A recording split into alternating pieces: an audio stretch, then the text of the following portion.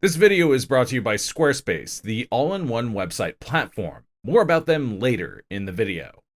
Welcome back to Biographics. I'm your host, cosmic horror storytelling madman Eric Malachite, and today's script was once again provided by the talented Radu Alexander. So be sure to show him some love in the comments as you're deploying your likes, telling us who you think started this famous feud, and checking the links in the description and pinned comment. With that said, let's go ahead and meet these two families.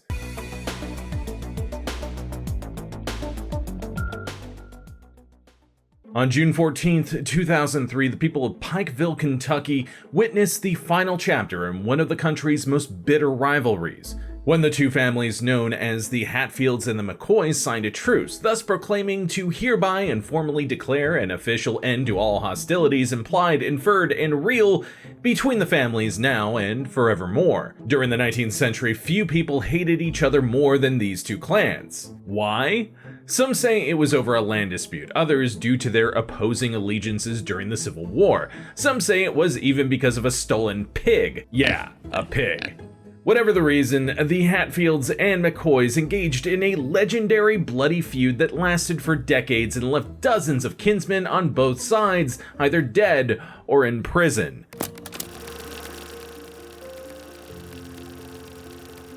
To begin our tale, we must travel to a remote area of the Appalachian Mountains known as the Tug Valley, where Kentucky and West Virginia are separated by the Tug Fork, a tributary of the Big Sandy River. Here we had two families. First, there were the McCoys of Kentucky. Originally from the lowlands of Scotland, the clan first immigrated to Ireland at the beginning of the 18th century before ultimately crossing the Atlantic Ocean and reaching America a few decades later. At that point, John McCoy was the patriarch of the family, and he settled in Maryland where he bought hundreds of acres of land and had a bunch of kids. By the time he died, McCoy had left behind a sizable fortune, most of which went to his eldest son, Archibald, who married a woman named Elizabeth Blair and went on to have a dozen children. And of course, most of his siblings lived long enough to have their own families, so already America was starting to fill up with little McCoys. It was Archibald's oldest son, William, who served as the forefather of the McCoys we are concerned with. In 1772, he married a woman from Virginia and relocated there, where the couple had 13 kids. They got busy. Then, when the Revolutionary War started, William McCoy joined the Virginia Continental Army, and his loyal service earned him a war bounty voucher good for 200 acres of land in Kentucky. It wasn't until 1794 that William McCoy relocated there and put down his roots in Pike County. 6 of his sons settled close to him, so it had become official.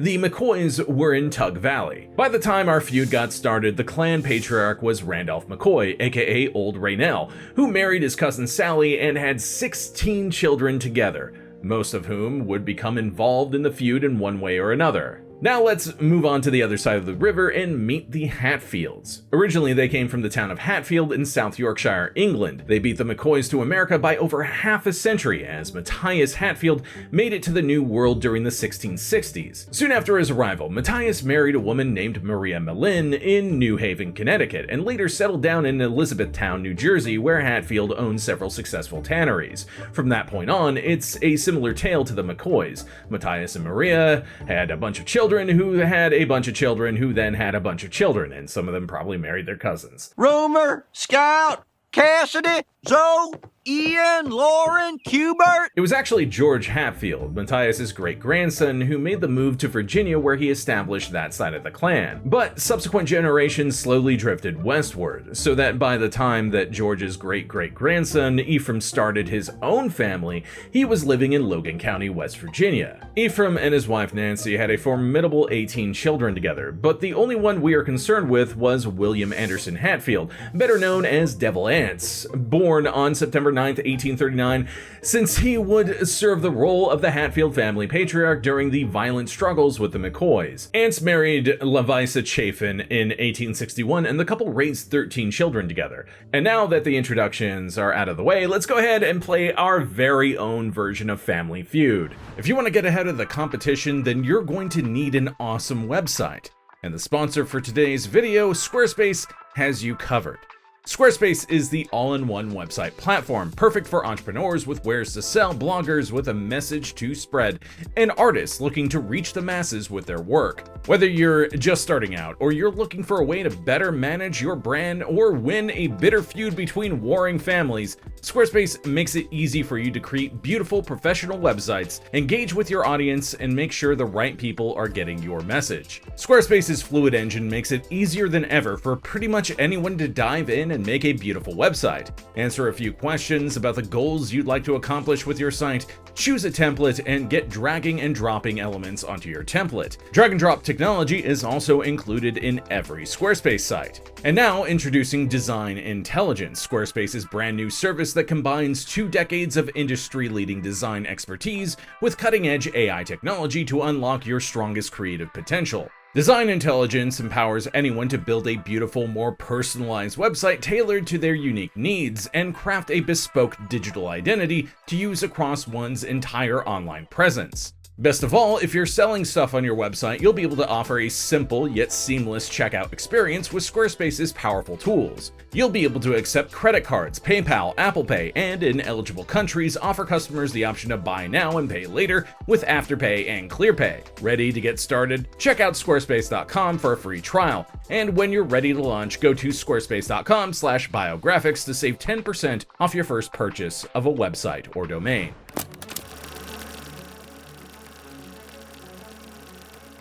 There is no certain beginning to this famous feud, although it probably wasn't the pig, as amusing as that might be. The source of the animosity that most historians subscribe to seems to be the Civil War. Both families were affected by the conflict and both had members who served in it. The Hatfields fought for the Confederacy, while the McCoys, also fought for the Confederacy. So wait, why did they argue over it then? Well, there might be 2 reasons. First, Devil Anse Hatfield deserted the Confederate Army in February 1863 after feeling that the war was lost. He returned home, and besides taking part in some guerrilla warfare, spent the rest of the war years taking care of his family. Meanwhile, old Raynell McCoy was captured by Union forces in July 1863 and spent those same years in captivity, mainly at the Camp Douglas POW camp in Chicago. When the war was over and McCoy returned home, he found his family poor and starving, whereas the Hatfields were prosperous and well-fed, all because Anse had a 2.5-year head start on him to develop his timber business. So yeah, you can understand why McCoy might have felt a bit cheated that his family suffered because he chose to stand and fight, while Hatfield had been rewarded for his desertion. The other possible reason for the bad blood was Asa Harmon McCoy, the brother of old Raynell, who was the only one to fight on the side of the Union Army. This kind of brother versus brother scenario wasn't that unusual during the Civil War. Hell, Iced Earth made a song about it, which you should listen to because it rocks, especially in border states such as Kentucky. However, since most of the Tug Valley was firmly on the Confederacy's side, it didn't make him many friends back home. In fact, he was warned not to return, but return he did, and one day he was attacked by the guerrilla unit that Devil Anse had been a part of. The Union soldier made a run for it and hid out in a cave for a while, but the bushwhackers tracked him down and murdered him on January 7th, 1865. Devil Anse was initially pegged as the killer of Asa McCoy, although it was later determined that he was at home when the shooting began. Even so, some historians think that the real gunman, possibly a man named Wheeler Wilson, was an acquaintance of the Hatfields and was acting under their orders, specifically under the orders of Anse's uncle, Jim Vance. The other McCoys might not have been too fond of Asa at the time, but they probably didn't want him dead, so it's understandable that many consider this the beginning of the feud. However, going by their actions, Asa McCoy's death did not seem to bother them that much. There was no immediate retaliation, neither legal nor extrajudicial. In fact, we don't know of any other serious altercations between the two families for the rest of the decade. It wasn't until 1872 that the Hatfields and McCoys found themselves on opposing sides, this time in a court case over illegal logging. The defendant was Perry Cline, a member of the extended McCoy family, whose sister Patty also happened to be the widow of Asa McCoy. He owned land adjacent to Hatfield property, and aunts had accused him of cutting down trees from his side of the woods. Why exactly he would do that remains a mystery, since he owned a whopping 5,000 acres of land. But Hatfield seemed confident that he would win the suit, since he borrowed a lot of money to give bond to pursue the case. It took 5 years, but the case was eventually settled out of court. This means that the details on the matter are scarce. But Perry Cline was forced to hand over the deed to his entire property. Just like that, Cline's fortune had dissipated, and Devil Anse Hatfield had become one of the richest landowners in the county. Although it has never been substantiated, there have been rumors that Hatfield and his rich backers used their influence to obtain a ruling in their favor. For the time being, a defeated Cline left Tug Valley to start a new life somewhere else, but he found a successful career as a lawyer and would get his revenge on the Hatfields later.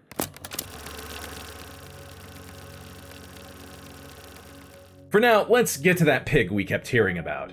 It was the fall of 1878, and old Raynell McCoy had got it into his head that Floyd Hatfield had stolen one of his prize porkers. Farmers back then would earmark their pigs with a distinct pattern of notches, and Raynell saw one of Floyd's hogs and claimed that it had his pattern. Hatfield, of course, said this was nonsense, so they took the matter to the local court. Floyd Hatfield, as you could probably guess by the name, was related to aunts.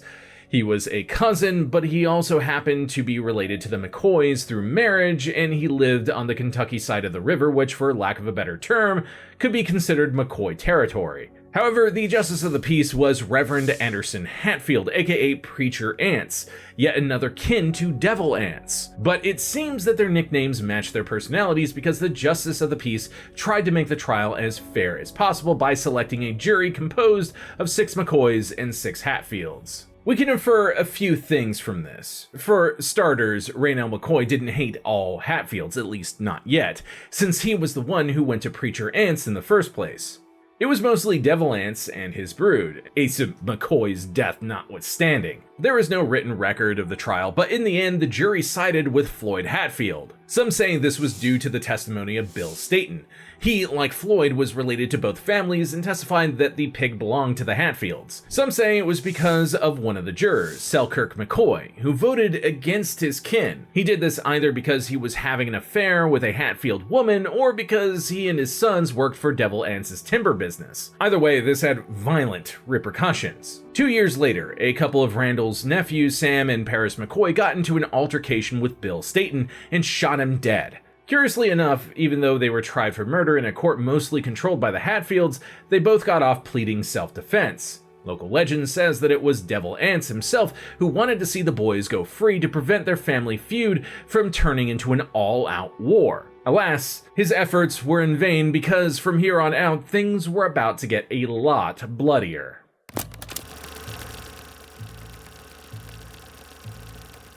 Although we're about due for some bloodshed, the next chapter in the feud was actually a love story, a real-life Appalachian Romeo and Juliet. Because in 1880, the daughter of old Raynell, Rosanna McCoy, fell in love with Devil Ants's son, Johnson Hatfield, better known as Johnsy. Rosanna even moved in with the Hatfields for a spell, and when she heard that her brothers had captured Johnsy and intended to take him to Pikeville jail on some outstanding Kentucky warrants, she rode frantically to Devil Ants to warn him. In return, Ants gathered a posse and retrieved his son safely and without further violence. Unfortunately for Rosanna, her devotion was not reciprocated. Even though she had become pregnant, Johnsy either refused to marry her or was forbidden to by his parents and slept around with other women, ultimately marrying one of Rosanna's cousins, Nancy McCoy, in 1881. Poor Rosanna was eventually kicked out of the Hatfield homestead, and her father refused to take her back in, so she had to move in with an aunt in Springtown, Kentucky. Her baby died in infancy, and Rosanna actually found work as a governess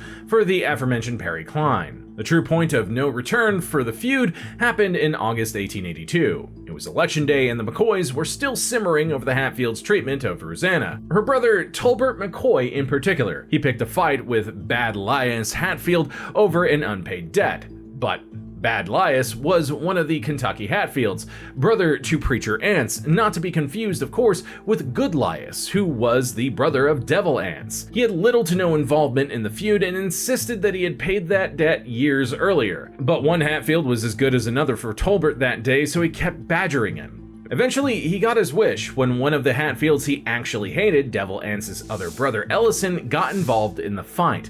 Blinded with rage, Tolbert McCoy lunged at Ellison Hatfield with a knife and started stabbing him. But Ellison had a significant size and strength advantage and would have probably killed Tolbert were it not for his brothers Farmer and Bud McCoy, who jumped in to help Tolbert. Bud stabbed Ellison Hatfield a bunch of times, but it was Farmer who ended the fight when he picked up a gun and shot him.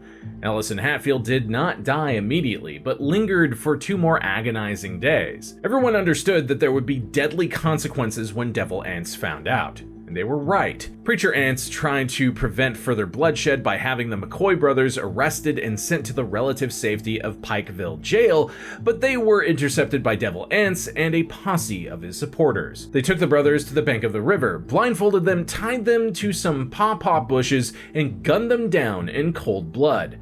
According to local lore, Ants originally intended to spare Bud McCoy, since he was only 15 years old, but changed his mind at the last moment, walked up to him, and shot him in the head.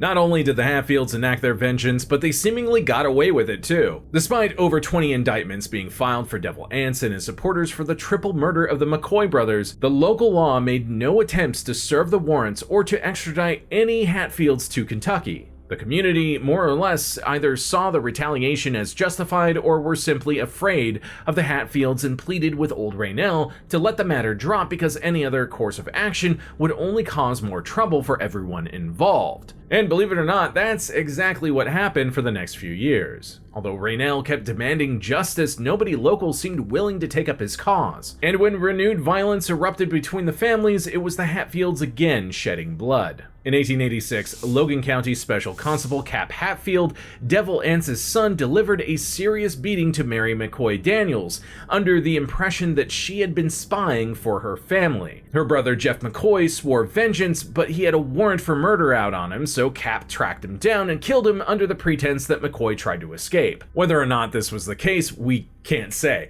but it looked like the Hatfields would get away with it again. But not so fast, because now it was finally time for Perry Cline to get his revenge. Remember that Cline was cheated out of his land by Devil Ants, allegedly? He also happened to be the uncle of Mary and Jeff McCoy, and now was an influential attorney with powerful friends, including the new governor of Kentucky, Simon Bolivar Buckner. So Cline requested that the indictments against Devil Ants and his brood for the murder of the McCoy brothers be revived and actually served this time. And his appeal came at an opportune time. Pike and Logan counties were on the verge of an economic boom. They were rich in minerals and timber, the railroad was being constructed through the region, and the local government intended to improve steamboat transportation on the Big Sandy River. The last thing the governor wanted was a violent hillbilly feud scaring off investors. And of course, it helped his voter base if he was seen as the man protecting his fellow Kentuckians from those devilish West Virginians. So Governor Buckner agreed to crack down on the Hatfields. He sent an extradition request to West Virginia, assigned a special deputy named Frank Phillips to the case, and offered rewards for the capture of Devil Ants and his associates. For the first time, the Hatfields had their backs up against the wall. They were dealing with an unfamiliar danger, bigger than anything they had encountered. Their initial reaction was to send threatening letters to Cline, warning him that, if you come into this county to take or bother any of the Hatfields, we will follow you to hell or take your hide. And if any of the Hatfields are killed or bothered in any way, we will charge it up to you, and your hide will pay the penalty. This didn't work, of course, but it just goes to show you that the Hatfields resorted to the only tactic they knew: intimidation and threat of violence. Their one saving grace was the reluctance of Western Virginia Governor E. Willis Watson to approve the extradition request. Just like Buckner wanted to be seen as the protector of his electorate, Watson didn't want to be the guy who threw his voters to the wolves in Kentucky. If the Hatfields had been patient and quiet, they might have gotten away scot-free. However, they decided to be the exact opposite and took the feud to a violent extreme that would spell their doom.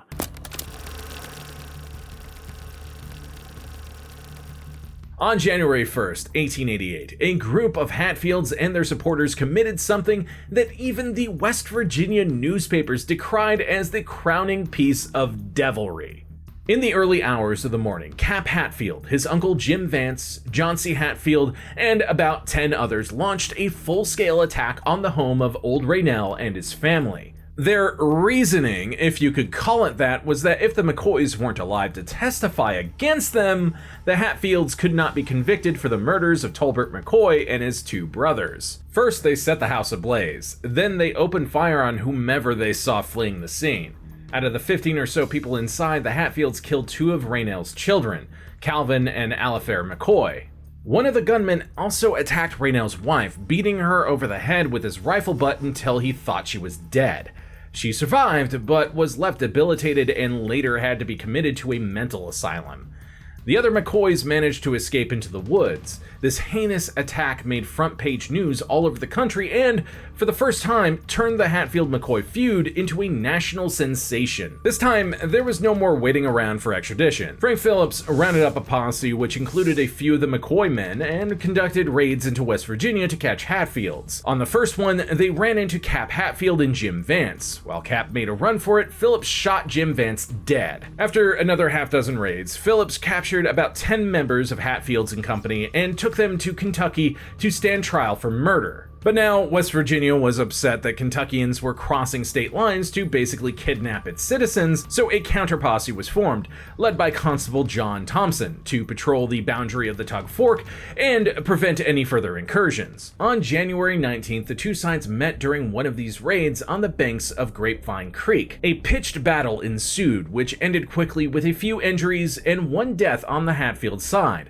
that of Bill Dempsey, a Logan County resident who had been deputized by Thompson. The Battle of Grapevine Creek marked the end of the violence. From then on, the feud was carried on in the courthouse and the newspapers. But before the trials could even begin, the case was taken all the way to the Supreme Court on account of the illegal extraditions carried out to capture all of the accused, thus further enhancing the notoriety of the scandal. In a 7-2 ruling, the Supreme Court sided with Kentucky. The trials began in the summer of 1889. 9 men were tried for the murders of the McCoys. 5 of them were Hatfields and 4 were associates. They were all found guilty and sentenced to life in prison except for Ellison Mounts, who confessed to the deed and was sentenced to death by hanging. Some see him as a scapegoat, one of the few who didn't have the money to pay for a good lawyer. Also, as the last one to be sentenced, some regard Mount as an example. Perry Cline was even reported to say, "We have to hang someone."